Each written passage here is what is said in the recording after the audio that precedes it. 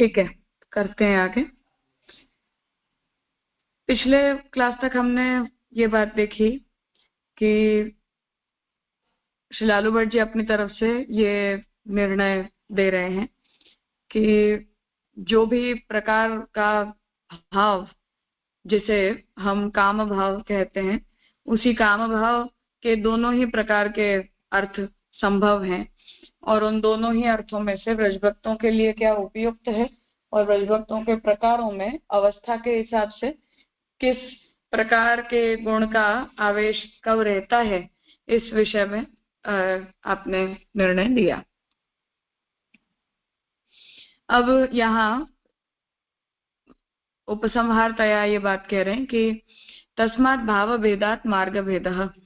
इसलिए अब तक ये बात बताई गई कि दोनों प्रकार के अर्थात काम के भाव में, अर्थात जिस भाव में पूर्ण भक्ति है उसमें, और जिसके अंदर शुद्ध भक्ति नहीं है परंतु केवल काम भाव है, उन दोनों में भेद होता है।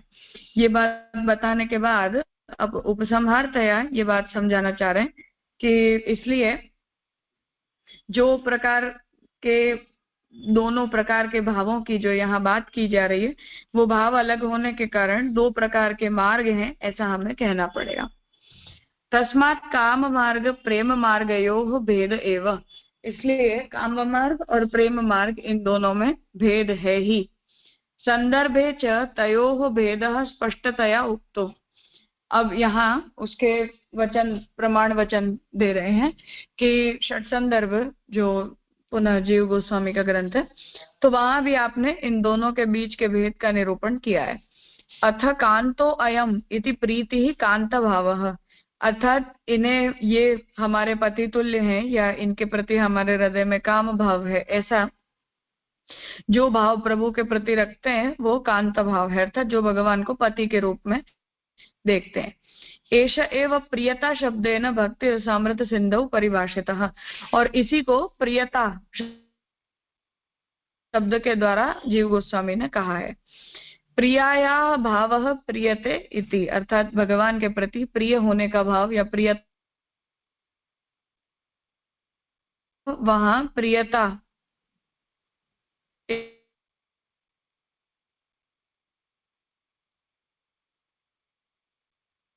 यहाँ मार्ग भेद जो है उसे, मेरी आवाज सुनाई दे रही है?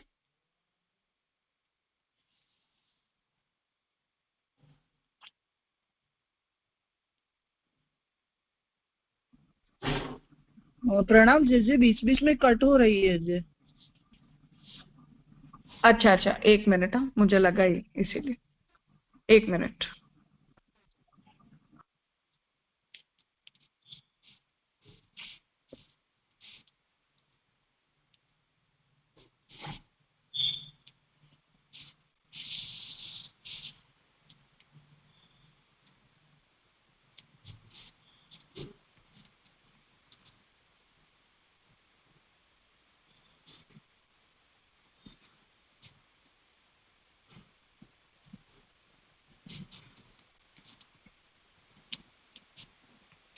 अब ठीक है?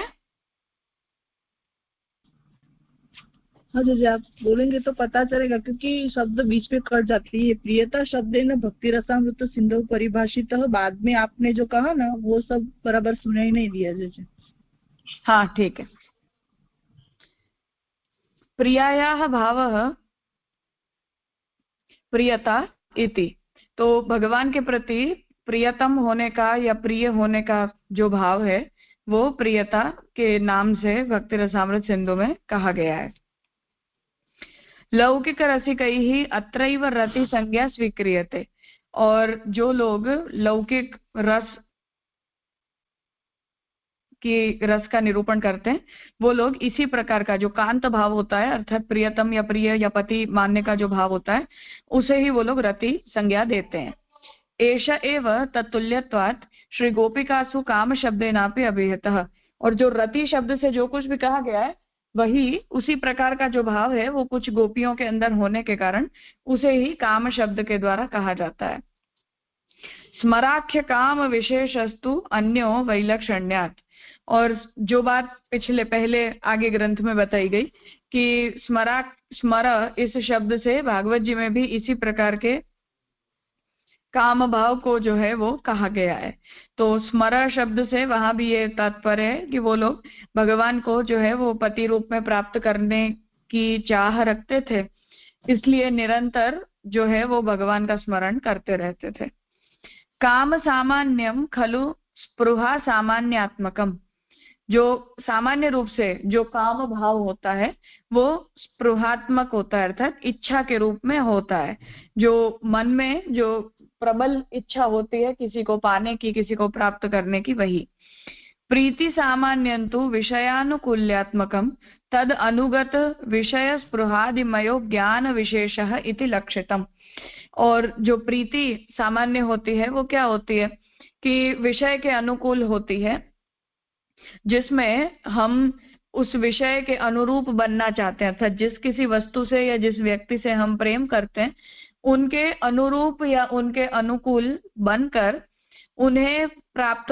हम उन्हें प्राप्त हों या उनके अनुकूल होकर हम उन्हें प्राप्त हों, इस प्रकार की जो इच्छा होती है, ऐसा जो ज्ञान विशेष होता है वो कहा जाता है। तो काम एक अलग वस्तु है। काम में ये होता है कि ये मुझे मिल जाए, और जो प्रीति जो प्रेम होता है उसमें ये मुझे मिल जाए इतना ही भाव न होकर हम दोनों एक दूसरे को मिले हैं, परंतु हमें जब वो प्राप्त हो या हम जब उन्हें प्राप्त हो तो उनके अनुरूप होकर प्राप्त हो, उन्हें प्रसन्नता हो उस प्रकार से प्राप्त हो, ऐसी जो इच्छा है वो प्रेम के अंदर होती है।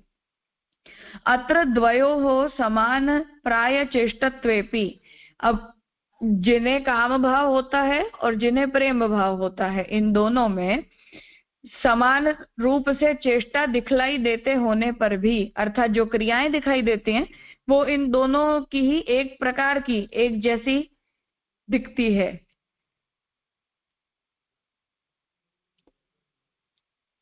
तो समान प्राय चेष्टत्वेपि, तो चेष्टा है वो इन दोनों की एक समान जैसी दिखलाई होने के बावजूद भी काम सामान्य से चेष्टा स्वीयानुकूल्य तात्पर्य, तो सामान्य रूप से जो काम की चेष्टा होती है वो क्या होती है कि सामने वाला व्यक्ति मुझे प्राप्त हो, परंतु मेरे अनुकूल होकर या मुझे अनुरूप होकर प्राप्त हो।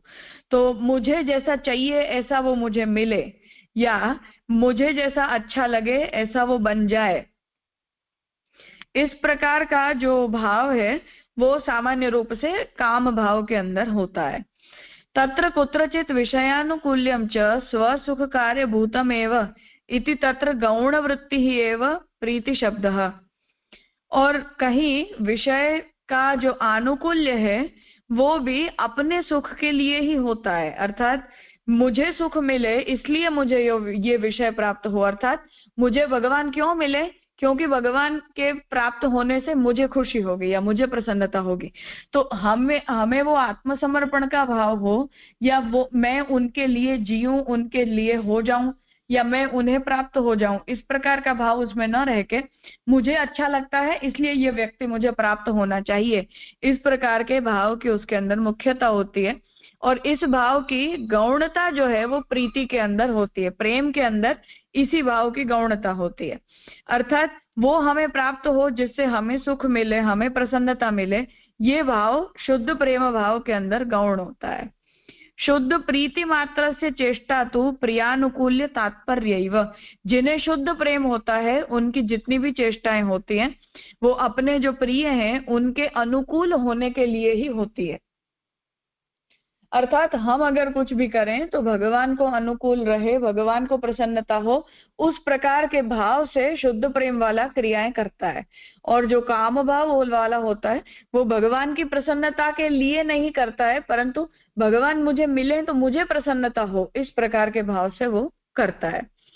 अतएव यथा पूर्वम सुख प्रीति सामान्ययोः उल्लासात्मकतया साम्येपि, इसीलिए जैसे पहले ये बात कही गई कि कामना के भाव में, सुख में और प्रेम में, दोनों में ही एक उल्लास होता है, प्रसन्नता का भाव होता है, एक प्रकार की एक्साइटमेंट होती है, ये दोनों उन दोनों में सामान्य गुण है। फिर भी आनुकूल्यांशेन प्रीति सामान्यस्य वैशिष्ट्यम दर्शितम।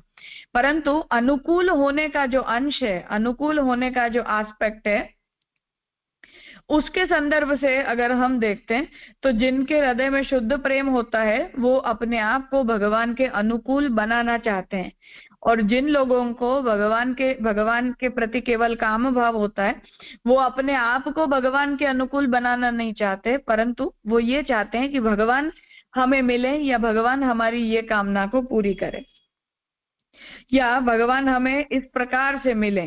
तो ऐसी उल्टी एक्सपेक्टेशन काम भाव वाले व्यक्ति के अंदर होती है। तो जो आनुकूल्य का अंश है उसमें इन दोनों ही प्रकार के जीवों के हृदय के भेद हैं, भावनाओं में भेद है। इसलिए जो प्रेम का भाव है, शुद्ध प्रेम का, वो विशिष्ट है, बताया गया है। तथा काम प्रीति सामान्य यो अपि स्पृहात्मकतया साम्येपि तदंशने नैव तद्ज्ञेयम्। अब जो काम भाव होता है और जो शुद्ध प्रेम भाव होता है उसमें इच्छा भी यही होती है कि भगवान हमें मिले। तो वहां प्राप्त करने की जो इच्छा है कि भगवान मुझे प्राप्त हो जाए या मुझे भगवान मिल जाए, तो ये भी जो भाव है वो भी इन दोनों ही प्रकार के जीवों में होता है।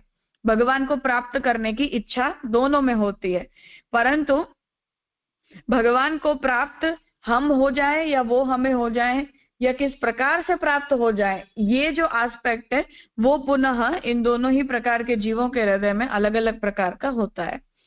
तद एवं स्मराख्य काम विशेष प्रीति विशेषयोः स्पृह विशेषात्मकतया साम्येपि तेनैव वैशिष्ट्यम सिद्धम। इसलिए जो स्मर शब्द से जो काम भाव बताया गया है वो और जो प्रीति विशेष अर्थात जो शुद्ध प्रेम है, इन दोनों में स्पृहात्मक धर्म एक समान होते हुए भी जो शुद्ध प्रेमी होता है उसके हृदय में जो भगवान को प्राप्त करने की कामना होती है वो विशिष्ट प्रकार की होती है, अर्थात अलग प्रकार की होती है। अत्र यत्ते सुजात चरणम। हाँ बोलो। लाइन टूट गई थी राजा। तत्र तदनुगतमेव च आत्मसुखमिति मुख्य वृत्तिरेव प्रीति शब्द। वो लाइन किससे कनेक्टेड है? वो शुद्ध प्रेम के साथ तो नहीं लग रहा है, क्योंकि अगला सेंटेंस शुद्ध प्रीति मात्र से चेष्टा तो प्रियानुकूल तात्पर्य एवं, पची उसके बाद जो लाइन है ना उसका अर्थ कैसे लेना है? हाँ, पांचवी लाइन। तत्र तद अनुगतमेव च आत्मसुखमिति मुख्य वृत्ति एव प्रीति शब्दः। तो प्रीति शब्द को डिफाइन कर रहे हैं कि तद अनुगतमेव अर्थात तद कस्य कृष्णस्य, कृष्ण के अनुगत बनने में ही आत्मसुख रूप अनुभूति करने की जो मुख्य वृत्ति होती है वो प्रीति शब्द से कही जाती है।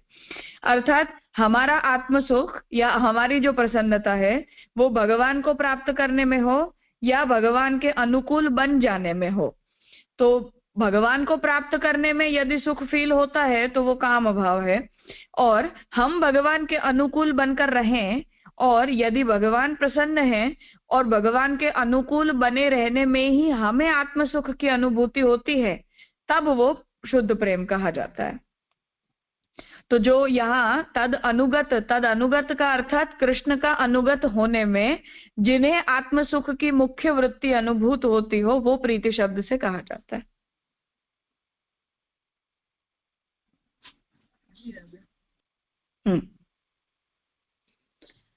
अत्र यत्ते सुजात चरणं बुरुहस्तनेषु इत्यादिभिः अतिक्रम्यापि स्वानुकूल्यं प्रियानुकूल्य तात्पर्यस्यैव दर्शितत्वात् शुद्ध प्रीति विशेष रूपत्वमेव इति लभ्यते। अब यहाँ जो ये बात कही गई है कि भगवान जो है वो अपने चरणों के द्वारा या अपने श्रेयंग के द्वारा हमारे शरीर का स्पर्श करें, ये प्रकार के जो भाव ब्रजभक्तों ने प्रदर्शित किए हैं, इन सब का अतिक्रमण करते हुए, ऐसा जो शारीरिक काम भाव है उसका अतिक्रमण करते हुए स्वानुकूल्यम प्रियानुकूल्य तात्पर्यस्यैव दर्शितत्वात्। तो जब ब्रजभक्त अपनी तरफ से ये कहते हैं कि आपको जो अच्छा लगे ऐसा हम अपनी तरफ से करेंगे, या आपको जैसा अच्छा लगता हो ऐसे हम बन जाएंगे, या आपकी अनुकूलता के अनुसार अपने आप को बना देना, इसी में हमें संतुष्टि या सुख की अनुभूति होती है। इस प्रकार का जो भाव ब्रजभक्तों ने प्रदर्शित किया है वो शुद्ध प्रीति रूप है, और ऐसे भाव वालों के हृदय से ही ऐसी बात निकलती है कि हमें हमारे सुख की कोई कामना नहीं, परंतु आपके अनुकूल होने में ही हमें अपना सुख प्रतीत होता है। अतः तत् विशेषत्वंच स्पृहा विशेषात्मकत्वात् सिद्धम। इसलिए इनकी जो विशिष्टता है, शुद्ध प्रेम वालों की जो विशिष्टता है, वो उनकी विशेष इच्छा के द्वारा ही समझ में आती है। तो वो जो जिस प्रकार की इच्छा प्रकट कर रहे हैं और जो जिनके हृदय में काम भाव है, उन्होंने जिस प्रकार की इच्छाएं प्रकट की हैं, उन दोनों में भेद है। इसलिए जो शुद्ध प्रेम रखने वाले जीवों ने जिस प्रकार की कामना प्रकट की है, वो प्रकार की जो कामना है वो इनके करते विशिष्ट है। इसलिए शुद्ध प्रीति वाले जो जीव हैं उनका स्वरूप या उनकी भावना और जो काम भाव वाले हैं उन दोनों में भेद है। ततः अत्र श्री कृष्ण विषयत्वेन कुब्जादि संबंधी कामवत् अप्राकृत कामस्यापि अनभ्युपगमे सति प्राकृत कामत्वं तु सुतराम असिद्धम। इसलिए यहाँ श्री कृष्ण के विषय में कुब्जा आदि संबंधी जो काम है, अर्थात कुब्जा के हृदय में जैसा काम भाव प्रकट हुआ उसकी तरह अप्राकृत कामस्यापि, ऐसे अप्राकृत काम भी यहाँ संगत नहीं होने से प्राकृत कामत्वंतु सुतराम असिद्धम। इसलिए प्राकृत जो काम है वो असिद्ध होता है। अर्थात कुब्जा आदि के हृदय में जिस प्रकार का काम था वो यद्यपि लौकिक काम था, परंतु उसके विषय भगवान बने, इसलिए हमने उसे अप्राकृत काम कहा। जो बात आगे के वचन में कही गई कि काम और क्रोध ये दोनों ही जो है वो सांसारिक नियम के हिसाब से दुर्गति करवाने वाले होते हैं, परंतु जब भगवान उनका विषय बन जाते हैं तो उसके द्वारा भी मुक्ति प्राप्त हो जाती है। तो जो विषय है उस काम का, जो काम भाव है वो प्राकृत है, परंतु उस काम भाव के विषय रूप तो भगवान है, इसीलिए उसकी विशिष्टता बताई गई है। परंतु फिर भी वो वहां प्राकृत काम है ऐसा हम नहीं कह पाएंगे, क्योंकि भगवान उसका विषय बनते हैं। तथा दर्शितंच, ऐसा कहा भी गया है, विक्रीडितम व्रजवधूभिः, भगवान जो हैं वो व्रजवधुओं के साथ क्रीड़ा करते हैं इत्यादि ना। यद विक्रीडितम खलु निज श्रवण द्वारापि अन्येषां दूरदेश काल स्थितानामपि शीघ्रमेव कामम अपनयन परमं प्रेमाणं वितनोति तत् पुनः तत् काममयं न स्यात् अपितु परम प्रेम विशेषमयमेव। अब यहाँ ये बात कह रहे कि भगवान जो क्रीड़ा कर रहे हैं वो ऐसी नहीं है कि सब ब्रजभक्त आके भगवान के साथ ही रहने लग गए हैं, या भगवान उन्हें हर वक्त हर समय, जैसे लौकिक में हमें कोई व्यक्ति ऑल द टाइम उपलब्ध होता है उस प्रकार से भगवान उन्हें उपलब्ध होते हो, ऐसा तो हुआ नहीं है। तो भगवान के नाम का श्रवण करके दूर दूर रहे हुए जो लोग हैं उनके भी हृदय में भगवान के प्रति उस प्रकार का काम भाव प्रकट हो जाता है, और वो काम भाव जो है उसे भगवान इतनी दूर से उस प्रकार के लौकिक काम को नष्ट करके परम प्रेम को जो है वो भगवान प्रकट करते हैं। इसलिए ये जो काम भाव है वो काम भाव न रह जाकर परम प्रेम के रूप में ही वो परिणमित होता है। नहीं पंकेन पंकम क्षाल्यते, तो उसके लिए उदाहरण दे रहे हैं कि कीचड़ जो होता है वो कीचड़ को खराब नहीं करता है, न वा स्वयं अस्नेह स्नेहत्वम आयाति इति। और उसी प्रकार से हमारे अंदर किसी के प्रति प्रेम का भाव न हो तो वो अस्नेह जो है वो किसी स्नेह को पैदा नहीं कर सकता है। अतएव तस्य भावस्य शुद्ध प्रेममयत्वं निगदेन उक्त्वा शुद्धत्वे हेतुतया पुनः तेन भगवत प्रसादः च दर्शितः। तो इसलिए उनके हृदय का जो भाव है वो शुद्ध प्रेम रूप जब हो गया, तो ऐसा कह के उनकी शुद्धि के हेतुतया जो काम भाव, जो प्राकृत काम भाव है, उसे शुद्ध किसने किया? तो पहले भी भागवत जी के वचन से ये बात कही गई कि वो शुद्धि जो है वो भगवान के अनुग्रह के बिना संभव नहीं है। इसलिए यहाँ फिर से इस बात का निष्कर्ष बता रहे कि इस प्रकार का जो भाव है वो शुद्ध प्रेम रूप बनता है, और उस शुद्धि के हेतु के रूप में, अर्थात शुद्धि प्राप्त करने के कारण के रूप में भगवत प्रसाद, भगवान का अनुग्रह कहा गया है। कहाँ कहा गया है? तो उसका वचन दे रहे हैं कि भगवान आहताः वीक्ष्य शुद्ध भाव प्रसादितः इति। तो भगवान जो है वो अपने भाव में जो आहत जीव हैं उन लोगों को देख के शुद्ध भाव प्रदान करते हैं। तस्य आत्मा रमण शिरोमणे तेन रमणम च दर्शितम। और भगवान जो है वो अपनी आत्मा में ही रमण करने वाले हैं, इसलिए उनका रमण भी बताया गया है। कृत्वा तावन्तम आत्मानम इत्यादिभिः वशीकृतत्वञ्च न पारयेहम निरवध्य संयोजाम इत्यादिना इति। तो भगवान जो है वो तो वस्तुतः आत्मरमणशील है, इसलिए जितने भी जीव हैं उनकी आत्मा में रहकर भगवान जो है वो रमण करते हैं।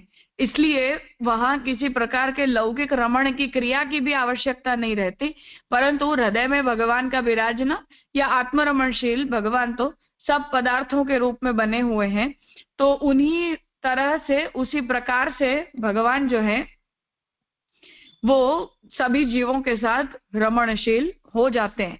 और ऐसा जो भगवान का आंतरिक रमण की जो क्रिया भगवान करते हैं, उसी के कृपा बल से उन जीवों के हृदय में रहा हुआ जो काम भाव है वो भी शुद्ध प्रेम में परिणमित हो जाता है। ऐसा लालू भट्ट जी यहाँ समझाना चाह रहे हैं।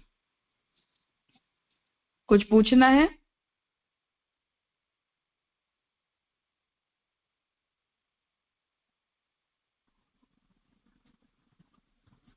रजत प्रणाम। हाँ बोलो। एक वर्ड आया अपनयन, तो उसका मतलब दूर करके ना, दूर करना, दूर करना। हाँ, हटाकर। वैसे सीधा लिटरल मीनिंग होता है हटा देना, निकाल देना, दूर करना। जी। और हम भक्ति मार्ग में यहाँ पे हमारे संदर्भ में देखें तो हमको पहले प्रभु की कृपा ही प्राप्त होती है। सब हमारे मतलब जो भी कुछ होता है हमारे जीवन में, तो प्रभु हमारे अनुकूल होके हमको मार्ग में खींचते हैं। तो वो भक्ति मार्ग अलग से ऐसा होता है। यहाँ पे जो काम मार्ग, प्रेम मार्ग में तो हमारी भावनाओं के बारे में बताया, मगर हमारे भक्ति मार्ग में हमको प्रभु पहले अनुकूल होके हमको ऐसे मतलब खींचते हैं अपने पास, और फिर हम उनके अनुकूल होते हैं। ऐसा होता है। हाँ, अर्थात यहाँ जो डिफरेंस बताना चाह रहे हैं वो ये है कि मैं ये चाहूं कि सामने वाला व्यक्ति मेरे अनुरूप बने, मेरे हिसाब से सब कुछ करे, या मुझे जैसा अच्छा लगता है ऐसा वो हो जाए, तब ये काम भाव होता है। और मुझे उस व्यक्ति के अनुरूप बनने में ही प्रसन्नता की अनुभूति होती हो, और मुझे अपनी स्वतंत्र इच्छाएं, कामनाएं या एक्सपेक्टेशंस अगर फील ही ना होती हो, तब वो शुद्ध प्रेम कहा जाएगा, और पहले के पक्ष में वो काम भाव कहा जाएगा। तो हम अगर ये सोचें कि भगवान हमारे लिए सब कुछ करें या भगवान हमें ऐसा बना दें वैसा बना दें, तो पुनः हमारे तरफ से भी वो गलत आकांक्षा कहलाएगी। और हम ये सोचें कि भगवान जैसा चाहते हैं वो हम ऐसे बने, या भगवान उत्तम भक्त के जैसे लक्षण सोचते हैं ऐसे लक्षण हम अपने अंदर लाएं, या अपनी तरफ से हम भगवान के अनुरूप बनने का प्रयास करें, तो ये सारी जो भावनाएं होती हैं ये उत्तम भक्त की भावनाएं होती हैं, जिसमें हमारा जो शुद्ध प्रेम है वो प्रभु के प्रति दिखाई देता है। जैसे ये हम समझे कि हम जो भक्ति मार्ग में साधना प्रणाली में जी रहे हैं, तो वहाँ पे हम नवधा भक्ति साधन तैयार कर रहे हैं। फिर जब प्रेम लक्षणा भक्ति हमको प्रदान होवे, उसके बाद ही ये टोटली जब ब्रह्म संबंध का अर्थ समझे और आत्मनिवेदन का अर्थ समझ के प्रभु को समर्पित रहने की भावना जब तक हम में नहीं पनपती है तब तक ये काम मार्ग की तरह ही भक्ति मार्ग में हमारी साधना प्रणाली चलती है। ऐसा कह सकते हैं जैसे? हाँ, कह सकते हैं। हमारी उम्मीदें जो हैं वो अगर भगवान से बहुत सारी हैं, आप हमारे लिए ऐसा कर दो, आप हमारे लिए वैसा कर दो, तो वो सब काम भाव तुल्य भावनाएं हैं।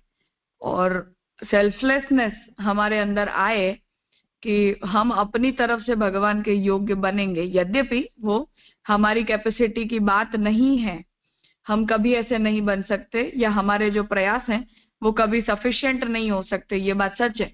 परंतु फिर भी हमारे हृदय की जो भावना है वो यदि ऐसी है कि हम अपनी तरफ से करेंगे, भगवान को हम परिश्रम नहीं देंगे, या भगवान जो है उनकी प्रसन्नता ही हमारी प्रसन्नता है, तो इस प्रकार का जो भाव है वो शुद्ध भक्ति कहलाएगा। जी राजा। हाँ, इसीलिए जो बात श्री महाप्रभु जी विवेक धैर्याश्रय में हमें समझाना चाहते हैं वो यही है कि भगवान हमारे लिए सब कुछ अच्छा करें, या भगवान जो करें वो सब हमें समझ में आए, या जो भी स्थिति बने वो सब हमारी एक्सपेक्टेशंस के अनुरूप ही बने। ऐसी जो आकांक्षाएं होती हैं वो इसीलिए अविवेक कही जाती है, क्योंकि भगवान की इच्छा के प्रति पूर्ण स्वीकृति का जो भाव है वो भक्त के अंदर होना चाहिए। तो वो भाव जब तक हमारे अंदर नहीं है तब तक वो शरणागति की अदृढ़ता को सूचित करता है।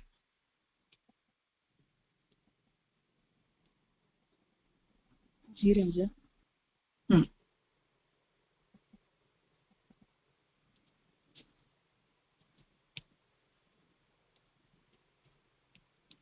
हाँ भाविन। हाँ, दंडवत प्रणाम राजा। और राजा जो हमारी भक्ति मार्ग के अंतर्गत मतलब प्रभु के सुखार्थ भी हमारी कामनाएं होती है, तो उसको किस नेचर में हमें समझना चाहिए? भगवत सुखार्थ जो कामनाएं हैं उसमें तो कोई आपत्ति नहीं है, परंतु उस तत्संबंधी जो पुरुषार्थ है वो करने की जिम्मेदारी हमारी है। जो बात हम माधवदास बेनीदास की वार्ता में देखते हैं कि ठाकुर जी ने उनसे ये कहा कि मेरे पास कोई मालाओं की कमी है, तो उन्होंने ये कहा कि जीव का कर्तव्य है कि हम अपना पुरुषार्थ करें। तो वहां वो बात है कि हमारी ड्यूटी है ये करना। भगवान के पास तो सब कुछ है, हमें क्या करने की जरूरत। अब ऐसा हमारे अंदर भाव है तो वो सेवक का भाव नहीं है।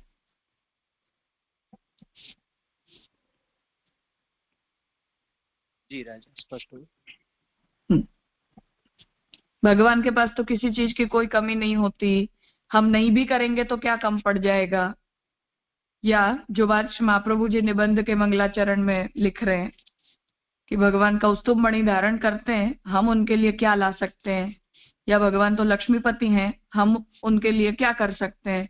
तो ये सब जो भावनाएं हैं उनका महात्म्य की दृष्टि से एक अलग भाव है, परंतु जीव के धर्म की जब तक बात है तब तक हमारे कर्तव्य का पक्ष उसमें अलग है। तो वस्तुतः सेवक का धर्म ये है कि हम जी जान लगाकर अपना सब कुछ दें, अपना सब कुछ करें। वो भाव भक्त के अंदर होना चाहिए और उसमें भगवान की प्रसन्नता हो तो। बाकी पद्मनाभ दास सिर्फ छोला धरते थे और ठाकुर जी ने कहा कि भाई मुझे यही अच्छा लगता है, तुम नौकरी धंधा करने के लिए मुझे छोड़कर जाओ, ऐसी जरूरत नहीं है। तो प्रभु को वहां वो ठीक लगा तो उन्होंने ऐसा किया। तो हमारी जो भावना है, हमें प्रभु का सुख किसमें लगता है, किसे हम प्रभु का सुख समझते हैं, इन सब के पैरामीटर भी जीव जीव के अलग अलग होते हैं। तो वहां हमारा धर्म है कि उसे हम फुलफिल करें इन बोथ द वेज। अगर पद्मनाभ दास जी जैसी अव्यावृत्ति हम पसंद कर रहे हैं तो हम जो भी ठाकुर जी के साथ समय बिताते हैं या शारीरिक रूप से जो भी क्रिया कर पाने की हमारा सामर्थ्य होता है उसमें प्रभु की प्रसन्नता होती है। अगर हम व्यावृत्त होने का पक्ष चुनते हैं तो अपने जीवन के लिए, परिवार के लिए और समाज के लिए हम न करें, कम करें और भगवान के लिए विशेष करें, ऐसी एक्सपेक्टेशन वहां होती है। तो इन बोथ द वेज इनका बैलेंस हमें मेंटेन करना चाहिए। पर भगवत सुख संबंधी जो भी इच्छाएं हैं हमारी, उन्हें पूरी करना हमारी जिम्मेदारी है। तो माधवदास की तरह हम पैसा कमाने जाएं, हम द्रव्य कमा कर लाएं और ठाकुर जी के लिए वो वस्तु लाएं, ऐसा हमारा भाव वहां फिर होना चाहिए। उसमें अपना जो मौज शौक है वो वहां गौण होना चाहिए। प्रभु के लिए ये आए ऐसी हमारी भावना वहां फिर मुख्य हो, तब तो वो व्यावृत्ति सफल है। पर हम केवल अपने लिए कर रहे हैं तब उस व्यावृत जीवन की उसमें सफलता नहीं है, वो फिर भक्ति मार्ग में बाधा रूप बनती है।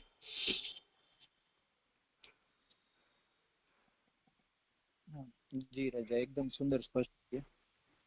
हाँ,